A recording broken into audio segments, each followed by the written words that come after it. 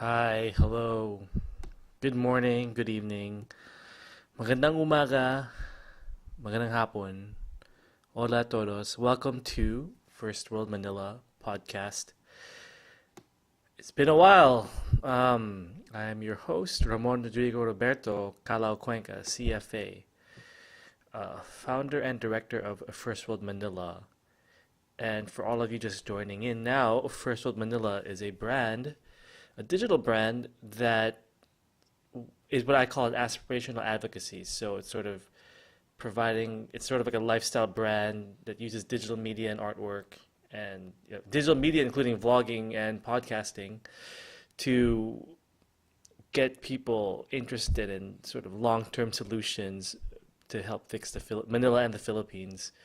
Um, Obviously, we've talked about things like long-term economic planning and long-term urban planning, and underlying it all, sort of building a stronger sense of national identity so things get actually done and completed and really help us over the long term.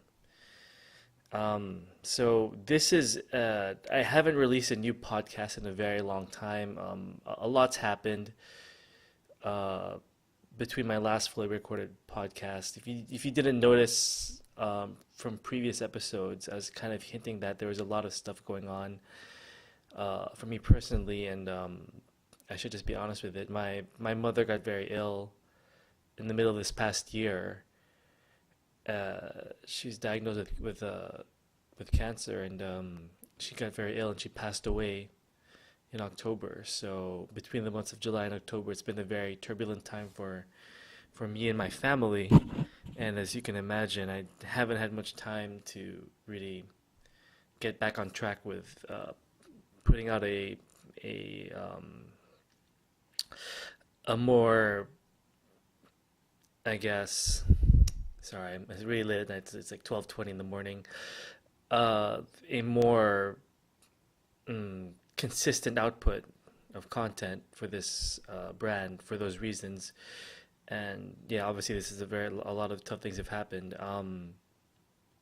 And um, I'm working now and getting back into it. Although I must say that my mother's passing has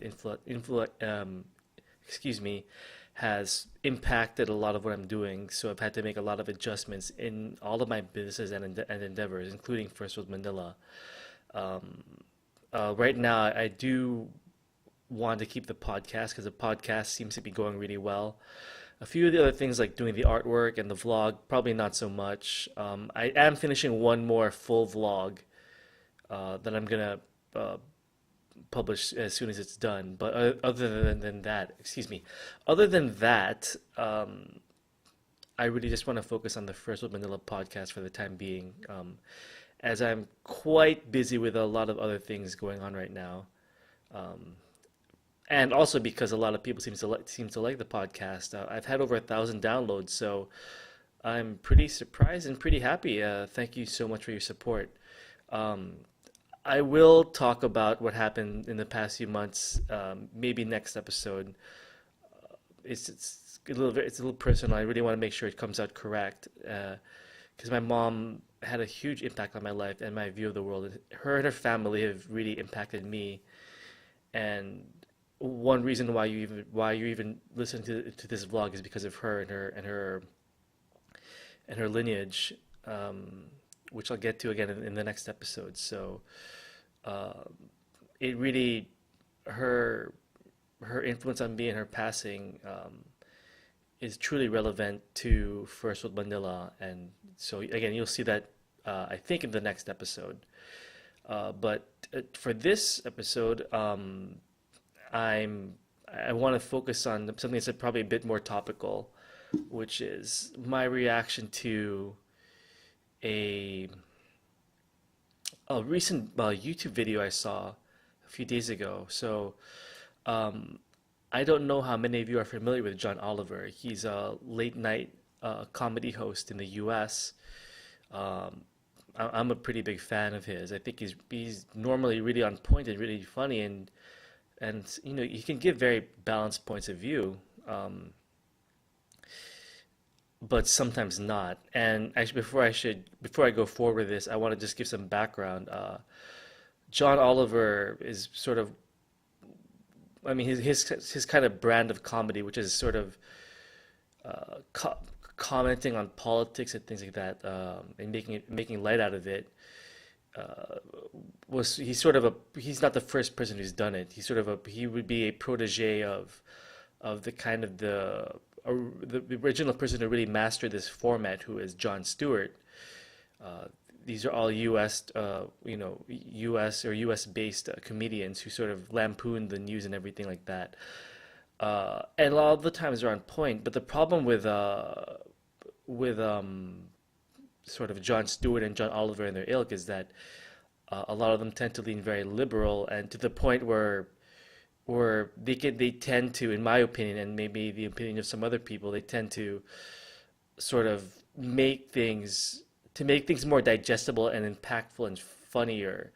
They sort of uh, kind of glance over some of the more complex issues of politics that they're talking about, which isn't good because a lot of these comedians are very popular. They have viewerships in the millions, and and even some people just get their news from these comedians, and it's not good because it's not actual journalism. It's comedy, and I want to get to that later on in this podcast. But suffice it to say that it's normally, I tend to avoid politics in this podcast, and politics, of course, are very important. But again, I normally talk about long-term issues that have to be done regardless of who becomes president in the Philippines. But this is something that I think is really important, and I'm kind of going to wade myself a little bit into politics, just a little bit, like stick my toe in the water, but not really talk, but not wade and go swimming in it or and things like that.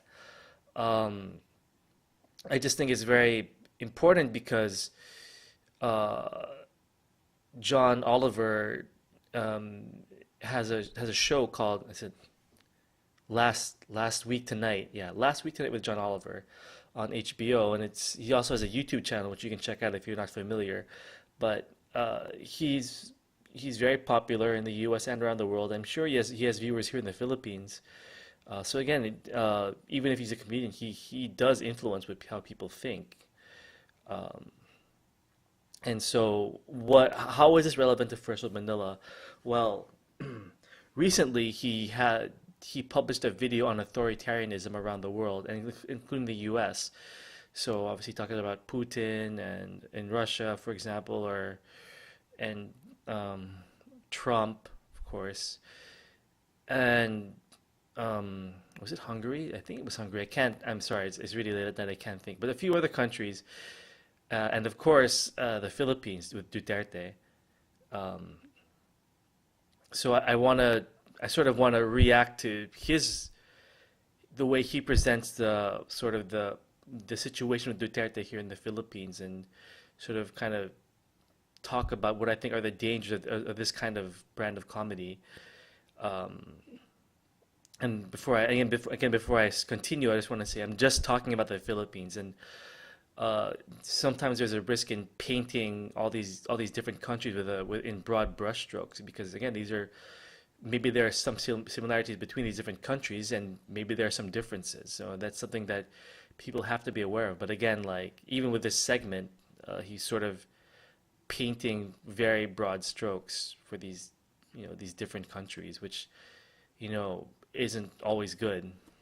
Um, so let's start. The first thing I want to say is that you know I'm the furthest thing from a Duterte supporter, and of course the criticism against human rights abuses, excuse me, is valid. It's very valid, and I think the killing should stop. And we have to rein these things in, and I think it's wrong. Um, but going after it the way John Oliver does, and I mean it's weird because he's not just making fun of it, but he also gets people, um, you know, outraged or angry about things. That's why this kind of brand of comedy works so well because you're not just laughing, but you get people angry about things, and it's not always good. I mean, negative emotions tend to get people more riled up and what's the word? Get them more riled up and engaged with the issues, but it's not always good because it's negative, and it's you might risk having people end up seeing the world in black and white and not providing constructive solutions to the problem. And so that's why I think even though this is a comedy, like he should know better than this, and I'll get that in a second. But basically, it wasn't constructive. So again, I'm not a Duterte supporter, but I think this sort of lampooning of the situation here with Duterte is not it's not helpful. Okay. Um, so in the segment on authoritarianism, which again you should watch, watch it after this podcast. Uh, John Oliver is sort of laughing, again, sort of being a comedian, which is fine, but I get to a but it gets to a point in the video where he actually starts talking about some key traits of authoritarianism and authoritarians, which it's this is the part where he's kind of getting into trouble in my view because you're a comedian, you're not like a political scientist, or not that I know of at least, or at least if you're gonna start putting in educational stuff, then you should cite your sources or, be more have more integrity about it. But like when you start saying if you're a comedian, you start saying um, there are these are the reasons why, or these are some of the key reasons why, or key features of authoritarianism, which is what he was saying, then you're into trouble because then you're automatically taking a position where you're trying to educate people on things, but you're not an educator, or you're not someone who's well versed in these fields. You're a comedian, right? So this is where he's slipping into tricky territory. Anyway, so he talks about three things, which are again not all the things that define authoritarianism or the traits about them, but they're key things. The first is the first key thing he talks about is projecting strength. Um, and again, he's looking at uh, authoritarians around the world and um, giving examples of that. Okay. Um, Second is demonizing enemies. And the third thing he talks about is dismantling institutions. So these are the three main sort of points that John Oliver is talking about in his in this comedy segment or skit he was doing, or whatever the right word for that is. Okay, so let's just go over that and see how it applies to the situation here in the Philippines. Okay, so projecting strength. Yeah, I mean Duterte is definitely doing that. Oliver actually showed like a clip that Duterte actually put out where he's saying that he was telling basically drug, I guess, criminals or things like that, that this Christmas could be your last. And I remember that. I mean, it's a good satire that Oliver did, but it's sort of like,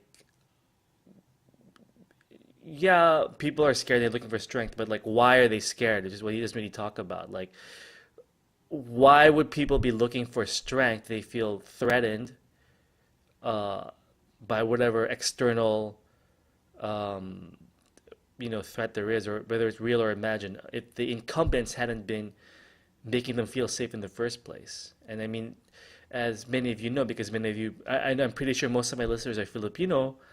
Um, you just have to drive around anywhere in this country. You'll see most people they're not safe. And again, I don't agree. I don't necessarily agree with the voting of Duterte, but like, I can see where they're coming from. So of course you want someone who makes you feel safe. You want someone who makes you feel secure. Okay, number two, key thing number two, demonizing enemies. Uh, so one important part of this segment, Oliver talks about like if a real threat isn't present for these people, for voters, a strongman will make them up, and that might be true in some situations. But again, in the Philippines, like people here, like are not feeling safe, and you and I both know that. You know, people do not feel safe, and again, certainly, maybe the way Duterte goes about it isn't right at all, but um, but it's you can't you can't just blindly say that all these threats that people are feeling are imagined. Again, like he does without ever cutting to footage of the way people live here in the Philippines. Because if he did that, it would sort of maybe weaken his argument and make what he's saying less impactful or less sort of rage-inducing or funny. Because again, nuance, maybe it is that nuance and gray areas kind of kills comedy, maybe, or it kills caricatures. That's for sure. And maybe that's why he was avoiding more of the more nuanced issues of these problems. Okay, and I want to get to that a bit more a bit later. Number three, dismantling institutions. Okay, that might be true with Trump. Um, he does provide a valid critique against Trump for dismantling institutions in the U.S., but like in the Philippines, like what institutions? I mean, institutions here have not historically been strong. That's one reason why we're poor in the first place. I mean, you look at the justice system where there are cases that last for decades and there's a backlog. For example, just one example, and I'm not blaming any one particular individual or people who work in these institutions. And there are a lot of good people, but in general, they're not strong and they're not capable. In a poor country like the Philippines, they're not capable to begin with of even being strong. So like how strong are these institutions? And like in the case of the Philippines, they've probably been co-opted even before Duterte came along by previous presidents, or oh, I don't want to say presidents, but like by previous politicians or people in position of power, you know. So yeah, maybe Duterte is co-opting these institutions. Maybe he is, maybe he isn't. I'll let you read all the journalists and reporting on that. Um, but he's not the only one if he has been doing that, if he has been doing that, he's not the only one who's been doing that historically. I mean, come on, let's be real here. Okay. And even the killings, the extrajudicial killings under Duterte, yeah, it's really bad. But like, it's not like, I mean, he didn't set the precedent for this. This has been happening even in previous administrations too. Maybe not to the same scale, but like it's been happening nonetheless. So like the reason why it's important to mention these things is because like the way that John Oliver talks about uh, the way he presents the situation here at least is that it comes across like things were just great and all of a sudden everyone's stupid and voted for this guy, and now look at what he's doing. It's not like that. Um, um, and here's the thing that really got me going with this. For the Philippines in particular, he sort of John Oliver or his producers or writers, whoever, just took snippets of two interviews of two groups of Filipinos here, asking why basically they're answering why they support Duterte, right? Um, the first interview was saying that the Filipinos need discipline. Um, yeah, I mean, obviously, like if you present Duterte as like all these killings and saying, "Oh, I'm supporting him because Filipinos need discipline," it's kind of stupid, right? It makes the guy look like an idiot. But if you show how like no one, very few people follow the law here, and how dangerous it is for most people, then maybe you might not agree with this interview, but you can see where he's coming from. He's not a complete moron, right? Again, because institutions are weak, there's no discipline in this country. And no, not every no, people don't always follow the law, nor is it always enforced, right? If you start adding those things and showing what life is like for most people here, the guy, this interview number one, looks looks less out of touch with reality, all right? And again, I don't think I agree with him, but you can see where he's coming from. Uh, Number two, interview number two. I think there were these two girls, and one of them said, the media always focuses on the killing, but not on all this good infrastructure stuff that's happening. And obviously, like, yeah, the killings are really bad, and the way she said that probably wasn't the. I don't know what she meant when she said that. Uh, maybe what she meant to say was that maybe she did say mean the killings are bad, but you have to like balance it with the fact. And again, I'm not saying she's right that he's actually trying to do things to change things here. Um, so I mean, and again, I mean, Oliver kind of made a joke like, "Oh, look at that nice bridge," or something like that about like him killing these people, but look at the nice bridge. But like again, like infrastructure is one of the reasons. I mean, it's widely known, at least it's I think it's almost consensus that like our poor infrastructure is one reason why we're poor, and our lack of infrastructure and the lack of political will historically to get any meaningful urban planning or infrastructure planning done here is, and create more businesses and by ripple effect create more businesses, even have more foreign investors come in here. Like that's why we're poor, and that's why institutions maybe and that's why people don't set themselves up for something higher, and hence when they work with the government, the institutions are weak, and it's a vicious cycle. But again, like Oliver doesn't bring this up because and I know I mean, yes, he's a comedian, but like you're swaying people to see things in black and white. Um, so again, obviously, we should stop the killings are wrong, they're evil. But where this woman is coming from is that like we've been miserable for so long. At least this guy is getting things done, or at least he appears to. I don't know if that's true because from what I understand, our infrastructure is not even really improving that much. I don't know. Maybe it's changed recently, but the last I checked, it's still hard. I mean, it's sort of these are sort of deep rooted problems in our society. Um, so again, when you take things out of context like that and you don't show where these people are coming from, and it's like what again, context matters. And you know who I got that from? I mean that saying, I got that from Jon Stewart, sort of the progenitor of this kind of comedy. Like context matters, but again, like when John Oliver puts out this piece, his protege puts out this piece, like there's no context, at least in the Philippines, to what's going on.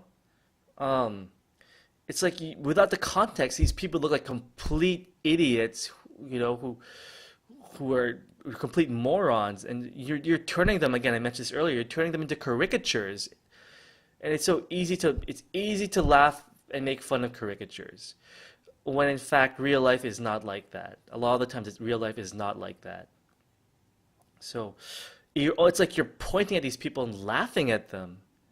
Like you don't know what their lives are like. You don't know, you don't know how miserable people are here. You're just picking and choosing to like, I don't know what it's for, to prove a point, or make it so that your content is digestible and can make people laugh, and make people like your videos. Like this is a problem with media. This is a problem with media, by the way. Um, I will say that towards the end of this segment of this video of John Oliver's video on authoritarianism, around the 18-minute mark, he does acknowledge that the U.S. is a different country, these coun- and that institutions there are not the same as in the Philippines. So he's kind of halfway covering his ass because again he talks about the nuance in the U.S. but not the nuance in the Philippines.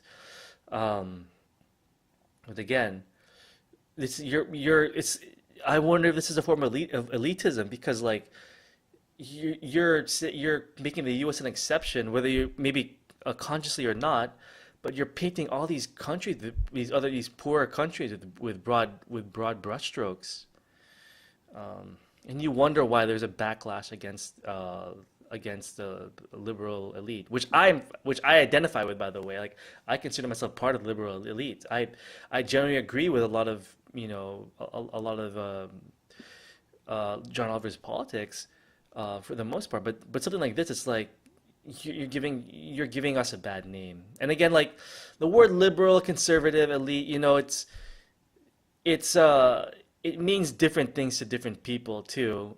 Um, So just to make it clear, and again, maybe this is one of the few episodes I will ever talk about my own politics. I am definitely socially progressive, but I'm economically probably somewhere in the middle. Um, and that would I feel like that kind of makes me more like a mainstream elite person who went to like a good college and had a high paying job. Um, so yeah, uh, and you wonder why there's a backlash against us. Um, and why people are being why some people I mean there's some people believe, and I don't know how true it is, that the world is getting more polarized more than ever. Maybe that's true in the U.S. Maybe that's true here. I don't know. I'm sure someone's done a deep study on that, but I don't have it on me right away. But at least there's a perception that that's happening. Um, okay, and then here's the thing. Okay, now the defense could be just, don't take it so seriously. John Oliver is just a comedian, but come on, like there have been reports that a lot of people get their news from late night comedians and also social media. Not always a good thing either, right?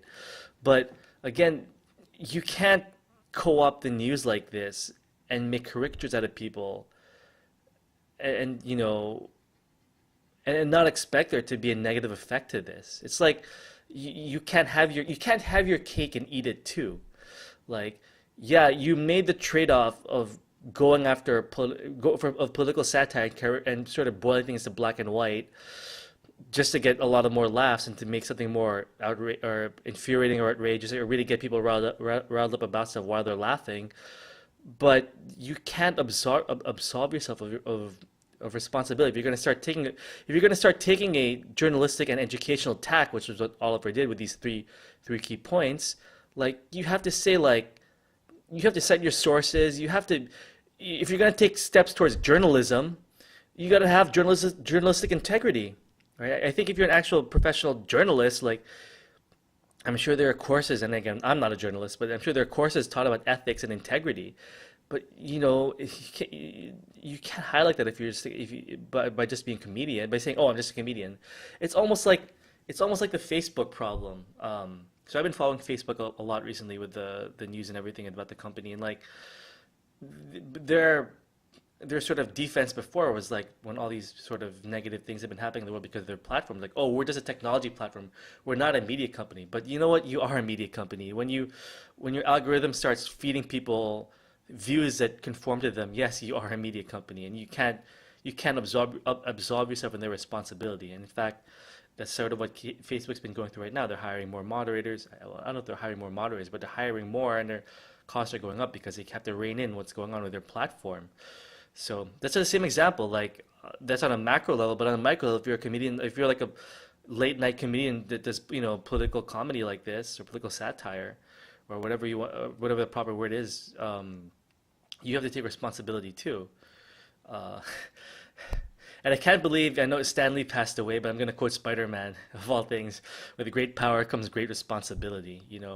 You're influencing billions of people. And you can't just say, "Oh, I'm just doing it to make them laugh." Like you get people worked up about things, and you kind of do these sort of boilerplate, segments, or you know create things that are just more in black and white. You're gonna risk misinforming these people, and they might end up voting for things which you know, they might end up supporting people who have like black and white views on the world as well because of this, without taking into account like maybe more deep rooted problems that have to be solved. This is what I have. This is this problem I have against this, and this is a problem when this is what, like, when you have social media, because again, or media that's easily available, because again, you can watch John Oliver on YouTube. When you have that, and you have and you have people who are incentivized to create polarizing content or get people worked up, and then you have democracies. That's like a recipe for trouble. But that's the way we are, like in the Philippines, in the U.S., and other places. That it's almost a recipe. It's like a cocktail for problems, in my point of view. Okay. So what could be done? Well, if you're a comedian, like, I guess you're gonna have to work hard at your material to work the nuance in. Maybe there should be some ethics taught for late night comedians, or some sense of some journalistic standards, right? Or at least cite what you're doing, or cite another point of view, and try to not to be as biased as possible. Because at the end of the day, like you're no longer just a comedian. You're doing late night comedy with a political satire with elements of journalism in it, and that's again, it's not good. Um, okay, let's see. I'm just going through the last of my notes before I crash. I'm really tired. Just a lot, again, a lot's been happening in my own life. So, and people have brought this up before. I generally like John Oliver, and I find him on point for a lot of things. But like the problem is also like you end up when you find someone, he seems like a very likable and nice guy and a very likable person. But like when you keep hearing from someone who's a likable person, you might think that they're always right about every issue, which that could be a problem. But even for me, I mean, maybe for my followers, maybe you like me, but I might not be always right on every issue. I like to think I am, but you can always disagree with me. But like, maybe you should even hold me up because I'm creating media myself. You should hold me up to scrutiny as well. But the problem is that when you're doing comedy, you're making people laugh. You're likable. Like people might think you're right about everything, you know. We can't give people a pass just because they're funny and likable. That's the same thing, even if you're liberal. Like it's the same thing for like a Trump supporter or a Duterte supporter. Like maybe from their point of view, they're giving those people a pass too because they're funny or they're likable. Um, yeah. I wonder if political late night comedians are becoming a liberal version of like Fox News and things like that. And it's a more of a global issue, but still it has relevance here in the Philippines. Okay, that's it for today's episode. Before I forget, I'm gonna give you our Tagalog Spanish dictionary vocab. So today's word is for the word journalist, mamahayag, mamahayag in Tagalog, and periodista, el periodista, la periodista in Espanol. So remember to, you know, aside from Tagalog, if you're a Tagalog speaker, remember to practice your Spanish. That's part of our national culture as well. Okay, that's it. I will try to get this podcast back on a weekly format. Probably start releasing new episodes on every Tuesday, um, because you guys seem to like it, and I'm getting downloads. And I probably can't do too much artwork anymore because I'm focusing on a few other things and another business of mine, which I'm really ramping up. But this podcast, because it's relatively easy to do, and you seem to like it, I will continue. Um, but I hope you don't mind if I also use it as a platform to sort of advertise my own other projects that are my actual businesses, so I can, um, you know, pay pay for the roof over or the ceiling and roof over my head. Okay, thank you so much. Have a nice day, and I will hopefully see you next week. Ingat kayo.